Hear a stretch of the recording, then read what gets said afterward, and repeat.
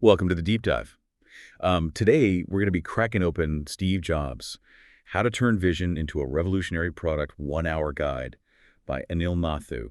And it's amazing how much insight is packed into this guide. It really is. Anilatu boils down the essence of Jobs' genius, which is especially helpful for those of us who want to understand what made him tick Yeah. and how he built a company that really did change the world. Yeah. And when I think about Steve Jobs, the first thing that pops into my head is, well, technology. But the 1-Hour Guide points out something I hadn't really considered before. Jobs' deep belief in something Nathu calls the fusion of humanities and technology. That's one of the key takeaways that really struck me too. This fusion idea is about more than just slapping a sleek design on a gadget. It's about understanding human needs and desires at a fundamental level, and then using tech to make those experiences richer, more powerful. Yeah, I'm starting to see what you mean. Instead of focusing solely on the technical specs, Jobs thought about how technology could enhance people's lives. Exactly. The 1-Hour Guide by Anil Nathu gives the example of the Macintosh. It wasn't just marketed as a faster computer, it was a tool that empowered creativity. Suddenly, artists, writers, musicians, everyone had a machine that was designed for their creative process. So it wasn't about tech for tech's sake. It was about using tech to unlock human potential. I think that's a great way to put it. And you see this same philosophy with the iPhone. It wasn't just a better phone. It was a device that became an extension of ourselves, always with us, intuitive to use. The 1-Hour Guide really emphasizes that Jobs was trying to blur the lines between humanity and technology. That definitely adds a new dimension to the way I think about those products. Oh, Okay, yeah. so we've got this idea of the fusion of humanities and technology. But the 1-Hour Guide by Anil Nathu also dives into Jobs' almost maniacal perfectionism. It's legendary. Oh, absolutely. And Nathu gives some great examples of this, like the story about how Jobs insisted that even the inside of the Macintosh had to be beautiful, even though users would never see it. I remember reading that. It seemed crazy at first. Why would anyone care about something that's hidden? Because to Jobs, it was all part of a larger vision. Every detail mattered. And while this perfectionism may have driven some people up the wall, it also pushed them to achieve things that seemed impossible. So it was less about being a control freak Yeah. and more about pushing the boundaries of what was possible. Exactly. The 1-Hour Guide points out that this obsession with detail led to some of Apple's most innovative products. Take the iPod's click wheel, for example. Thousands of songs, all navigable with one thumb. That level of user-friendliness is a direct result of sweating the small stuff. That's a good point. Thinking about it that way, his perfectionism almost becomes a superpower. It forces you to consider every angle, to refine and refine until you achieve something truly groundbreaking. It's interesting to consider, isn't it, how much of achieving something truly extraordinary is about pushing past those initial limitations, those good enough points, and striving for something better. It really is. And 1-Hour Guide by Anil Nathu doesn't shy away from another fascinating and sometimes controversial aspect of Jobs' personality, the reality distortion field. Now, that's something I've always been curious about. Was it a superpower, or was it just a nice way of saying he was really stubborn?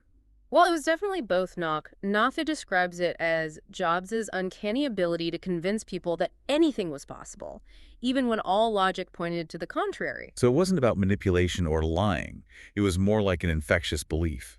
That's a great way to put it. Jobs truly believed in his vision, and that conviction was so strong that it could make the impossible feel inevitable, not just for him, but for everyone around him. The 1-Hour Guide gives that example of the Macintosh booting in under 30 seconds. The engineers were adamant that it couldn't be done, but Jobs just wouldn't take no for an answer. And what's remarkable is they found a way Jobs' sheer conviction seemed to push people beyond their perceived limitations. He didn't just set goals, he shifted the entire team's mindset. That's what's so intriguing about this reality distortion field. It wasn't just about willpower. It was about creating a reality where those limits simply didn't exist. Exactly. And we see this same pattern with the iPhone. The idea of combining a phone, a music player, and internet access into one device was met with a lot of skepticism, but Jobs was undeterred. Yeah. He saw it as the future, and he made others see it too. So in a way, this reality distortion field was essential to Apple's success. It allowed Jobs to push past the conventional wisdom, to see possibilities where others saw roadblocks. I think that's a great insight. It's this ability to challenge assumptions, to believe in something so strongly that it becomes contagious. And it's something that we can all learn from, even if we don't have Jobs' level of intensity. I'm curious, though, 1-Hour Guide by Anil Nathu is pretty balanced in its portrayal of Jobs. Does it address the downsides of this reality distortion field? Sounds like it could be pretty intense to work with someone like that. You're right, it could be. And Nathu does acknowledge that this intense, demanding style wasn't for everyone. Some thrived under that pressure, while others found it exhausting and even demoralizing. It sounds like a double-edged sword. Incredible for innovation, but potentially challenging for the people involved.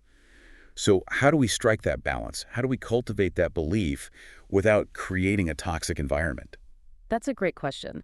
And it's one that I think a lot of leaders grapple with. It's about inspiring people to reach for the impossible, but also recognizing that everyone has their own limits, and those limits need to be respected. So it's about finding that sweet spot between pushing people beyond their comfort zone and creating a sustainable, supportive work environment. Exactly. And the 1 hour guide doesn't offer a simple answer because there isn't one. It's about being aware of the impact of our leadership style and constantly striving to create an environment where people feel challenged but also supported. Speaking of challenges, Steve Jobs' journey wasn't all smooth sailing. 1 Hour Guide by Anil Nathu talks about how Jobs was actually fired from Apple, the company he co-founded. What a wild turn of events. It is, and it's a story that we often forget when we look at Apple's success today. Yeah. But Nathu emphasizes that this setback, this major failure, was actually a turning point for Jobs. You mean in the sense that he learned from it, that he came back stronger because of it? Exactly. The 1 hour guide talks about how during his time away from Apple, Jobs founded NextT, a company that, while not a commercial success, gave him valuable experience and ultimately played a role in Apple's eventual revival. So even in failure, there was opportunity. There were lessons to be learned, new skills to be developed. That's such an important takeaway. The 1 hour guide by Anil Nathu is really great at reframing those failures as essential stepping stones. It's this willingness to learn to adapt and to never give up that ultimately leads to success. And speaking of learning from unexpected places, Jobs' involvement with Pixar is another great example. He didn't set out to be an animation mogul. It kind of happened by chance. It really did. But his vision and leadership helped transform Pixar from a struggling hardware company into the animation giant it is today. And that experience, in turn, influenced his later work at Apple. So it's like all these seemingly disparate experiences, the successes, the failures, the side ventures, they all fed into this larger narrative of innovation and leadership. It's true. And I think that's something that we can all apply to our own lives. It's about being open to new experiences, embracing those challenges, and recognizing that even in the face of setbacks, there's always an opportunity to learn and grow. I love that perspective. Yeah. It makes you realize that success isn't a straight line. It's more of a winding path with unexpected detours that ultimately lead us to where we're meant to be. It's like a tapestry, with all these different threads woven together to create something beautiful and complex. And speaking of weaving a legacy, the 1 hour guide by Anil Nathu also explores how Jobs was deeply concerned with the impact he would leave behind, not just in terms of products, but in terms of a lasting vision. That's fascinating. So it wasn't just about building great products. It was about building a company, a culture that would continue to innovate long after he was gone. Precisely, Nathu highlights how Jobs wasn't just a brilliant individual. He was a builder of systems. He was obsessed with creating a company that would outlive him, a company that had innovation baked into its very DNA. And we see that in Apple today. It's not just about the products themselves. It's about the design philosophy, the user experience, the attention to detail. All that stems from the culture that Jobs cultivated. Exactly. The 1 hour guide points to this idea of institutionalizing innovation. It wasn't about relying on one person's genius, but about creating a framework where anyone at Apple could contribute to that legacy of groundbreaking ideas. It makes you think about the kind of legacy we're all building, doesn't it? Whether it's a company, a project, or even just a way of approaching our work. What are we doing that will have a lasting impact? That's a powerful question. And I think the 1 hour guide by Anil Nathu offers a great framework for thinking about it. It's not just about achieving success in the moment. It's about building something that will continue to grow and evolve even after we're no longer a part of it. So as we wrap up our deep dive into the world of Steve Jobs, inspired by the 1 Hour Guide by Anil Nathu, what are some of the key takeaways we can carry with us? I think there are so many. First, the idea that technology should serve humanity. Not the other way around. It's about understanding human needs and desires and using tech to enhance those experiences. Second, that perfectionism, when channeled correctly, can be a powerful force for innovation. It's about sweating the small stuff, pushing past those good enough points to create something truly exceptional. Third, the reality distortion field. Not in a manipulative sense, but in the sense of cultivating a belief in our vision so strong that it inspires others to achieve the seemingly impossible. And lastly, the idea that failure is not the end. It's a stepping stone. It's about learning from those setbacks, adapting, and never giving up on the pursuit of our goals. It's been a fascinating exploration of Steve Jobs' approach to innovation and leadership. And the 1 Hour Guide by Anil Nathu does such a great job of distilling those insights into a concise and actionable format. I absolutely agree. It's a must-read for anyone who wants to understand what made Steve Jobs tick and how he built a company that changed the world. I think what's so powerful about Jobs' story is that it's not just about technology, it's about the human spirit, Mhm. the drive to create, the willingness to push boundaries, and the belief that anything is possible. Well said. And on that note, we'll wrap up our deep dive for today. Thank you for joining us today. Visit the 1 Hour Guide website for more business insights by Anil Nathu.